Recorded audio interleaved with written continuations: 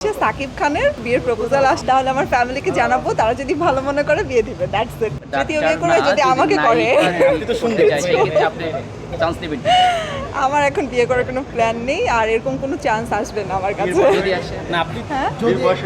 বিয়ের বয়স আমি এখন অনেক ছোট, আমার বিয়ের বয়স হয়নি। যদি আপনার কাছে অফারটা আসে তখন আপনি কি করবেন? আমার কাছে প্রপোজাল আসলে যদি আমার ফ্যামিলি রাজি থাকে আমি বিয়ে করে ফেলবো, ডেফিনেটলি বিয়ে করবো। এরকম একজন পার্সনকে কে বিয়ে করতে না চাইবে? আমি যখন কাউকে বিয়ে করব তখন তো আমি আগে জেনেই নিব যে তার সংসারে আমি ছাড়া আরো কেউ আছে কিনা। যদি না থাকে তাহলে করব, যদি থাকে তাহলে করব না। খুব ইজি অ্যান্সার। দুজনের সাথে টিকতে পারবেন সে কনফিডেন্স? দুইজনের, আমি তো ফার্স্টেই অ্যান্সারটা দিলাম যে আমি যখন বিয়ে করব তখন আগেই তার ব্যাপারে খবর নিব যে সে সিঙ্গেল কিনা। যদি সে সিঙ্গেল হয় তাহলে তো আসলে আর দুজন তিনজন কেউই নাই জীবনে। তৃতীয় নম্বরে ওয়াইফ হতে যাচ্ছে না না, আমি কোনো কারো তৃতীয় নাম্বার, চতুর্থ নাম্বার, পঞ্চম নাম্বার ওয়াইফ হতে চাই না। আমি চাই যে যদি আমার কাছে বিয়ের প্রপোজাল আসে সাকিব খানের, তাহলে আমার ফ্যামিলিকে জানাবো, তারা যদি ভালো মনে করে বিয়ে দিবে, দ্যাটস ইট।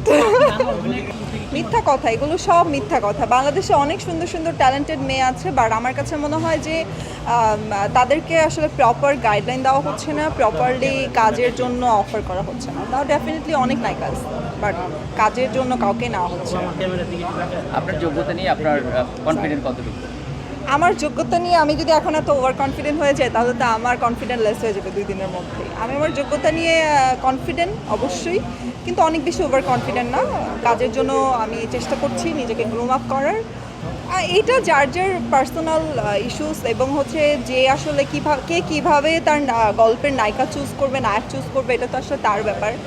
আর আমি মনে করি বাংলাদেশের নায়িকারাও তো কলকাতায় যে কাজ করে, তাহলে তো তারাও বেরিয়ে যাবে, তখন তো বাংলাদেশের মেয়েগুলোও কাজ করতে পারবে না কলকাতায় যে, রাইট? সো ওই জায়গা থেকে মনে হয় যে ডিরেক্টরের কল, এটা আসলে কাকে নিবে। এইগুলো খুব সস্তা চিন্তা ভাবনা। কারণ কি, যখন একটা ফিল্মের জন্য, আমি ফিল্মের উদাহরণ দিই, যখন একটা ফিল্মের জন্য 3 কোটি 4 কোটি টাকা বাজেট নিবে, আপনার কি মনে হয় একটা নায়িকাকে শুধুমাত্র গিভ অ্যান্ড টেকের জন্য কাস্ট করা হয়? দিস ইজ মানে really lame topic and lame question আমার কাছে মনে হয়। I am sorry to say. কারণ হচ্ছে আমাদের এখানে ইন্ডাস্ট্রিতে, সাপোজ তুফান সিনেমার কথা চিন্তা করেন, তো তুফান সিনেমাতে বাংলাদেশে অ্যাভেলেবেল নায়িকা ছিল না, বা এরকম ধরনের অপরচুনিটিস তো অফার অনেকেই দেয় বা করতেছে। সো তাহলে তো তাদেরকেই কাস্ট করা হতো, তাহলে নিশ্চয়ই ট্যালেন্টদেরকে কাস্ট করা হতো না। আর ইভেন আপনি অল ওভার চিন্তা করেন, অল ওভার এখন পর্যন্ত বাংলাদেশের লাস্ট 2-3 বছরে যতগুলো কাস্টিং হয়েছে, যতগুলো সিনেমা হয়েছে, প্রত্যেকে ট্যালেন্টেড।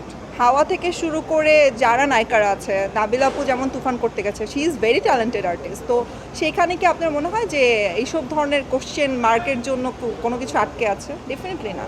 আমাদের যারা খুব ফেমাস সহকর্মী, তাদের কাছ থেকে এই ধরনের কোশ্চেনের কোনো অ্যান্সার পেয়েছে কিনা বা শুনেছি কিনা আমি কখনো শুনিনি। যারা জানি না এরা কারা, বাট আমি কখনো পাইনি বা শুনিনি, বা আমাদের লাইফে এরকম কোনো অফার কখনো আসেনি। অডিয়েন্স তো হচ্ছে আমাদের জীবন, আমাদেরকে বাঁচিয়ে রাখছে আসলে অডিয়েন্স। তো অডিয়েন্সদের উদ্দেশ্যে একটা কথাই বলবো, থ্যাঙ্কস ফর দিস। এরকম অনেক বেশি আপনারা আমার সাপোর্ট করেন, পাশে থাকেন, তাহলে আমি এরকম অ্যাওয়ার্ড পাবো এবং মোটিভেটেড হবো কাজ করার জন্য। Thank you so much.